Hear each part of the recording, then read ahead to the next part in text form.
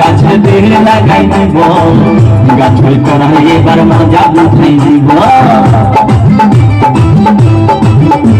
তাই চল বলে ঝিঙ্গা গাছে বেড় লাগাই দিব, গাছের করাই এবার মজা উঠাই দিব। ও তুই জামাই খাবি, ও তুই দেওয়ার খাবি, ও তুই ভাসুর খাবি, আস্তে আস্তে ভাইয়া।